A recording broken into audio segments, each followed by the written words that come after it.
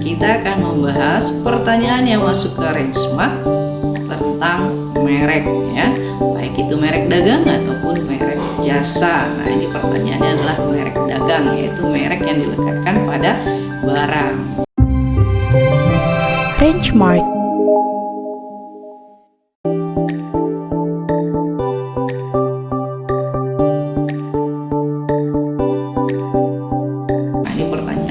Sekali ya.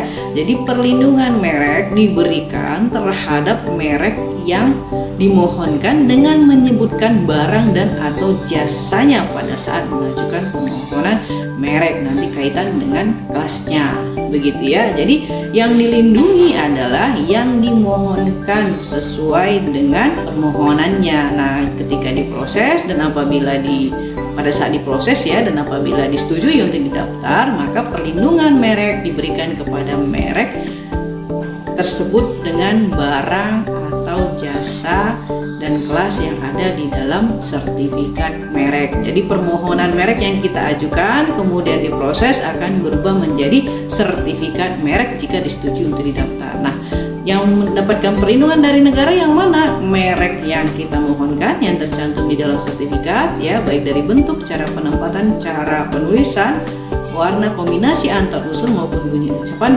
dan barang atau jasa yang tercantum di dalam sertifikat merek termasuk kelasnya, begitu. Nah, contoh misalnya ya, ini katanya di kelas 20 ya sudah terbit sertifikat mereknya. Nah, contoh misalnya mereknya Rangemark ya, sudah terdaftar dan terbit sertifikat mereknya di kelas 20 untuk jenis barangnya adalah kursi belajar, meja belajar. Nah, artinya apa? Negara hanya memberikan perlindungan merek Rangemark sebagaimana logo yang tercantum di dalam sertifikat ya, baik dari bentuk, cara penempatan, cara penulisan, warna, kombinasi antar unsur maupun bunyi ucapan yang ada di dalam sertifikat untuk melindungi ya, untuk melindungi apa saja?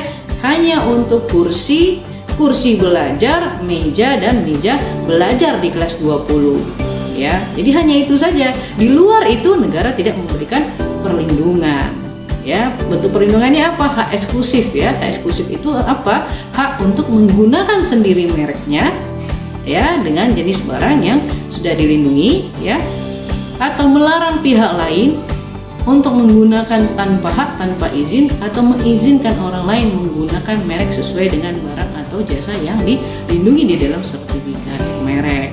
Nah, jadi bukan berarti kita daftar di kelas 20 kemudian di semua jenis barang yang ada tercantum di dalam kelas 20 itu dilindungi.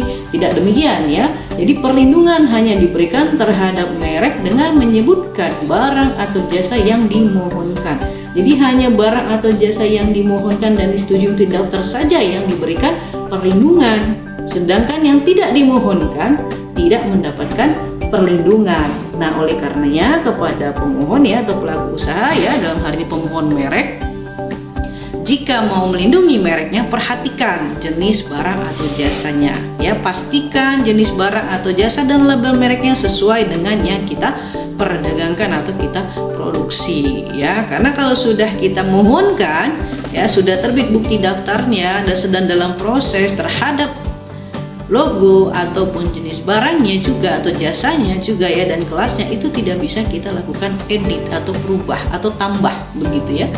Nah, oleh karenanya sebelum kita daftar pastikan dulu jenis barang atau jasanya sudah mencakup dengan jenis barang atau jasa yang akan kita produksi atau perdagangkan dengan merek yang kita daftarkan.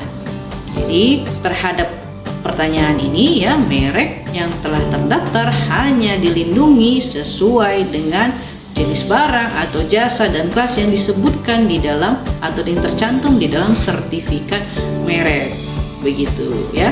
Jadi di luar yang tadi disebutkan di kelas 20 ya, selain kursi belajar, meja belajar, itu tidak mendapatkan perlindungan karena tidak ada di dalam sertifikat merek. Kenapa tidak ada dalam sertifikat merek? Karena tidak dimohonkan, begitu. Nah, dari mana bisa tahu bahwa kelas 20 itu terdiri dari jenis barang apa saja ya? Nah, silahkan dicek di sistem klasifikasi merek ya, di laman skm.dgip.go.id ya. Di situ ada disebutkan ya uraian jenis barang atau jasanya di kelas 20 ya, dan di kelas lainnya. Jadi sistem klasifikasi merek ini ada 45 kelas ya. Jadi di kelas 1 sampai kelas 34 itu masuknya kelas barang ya, atau merek dagang merek yang dilekatkan pada barang ya.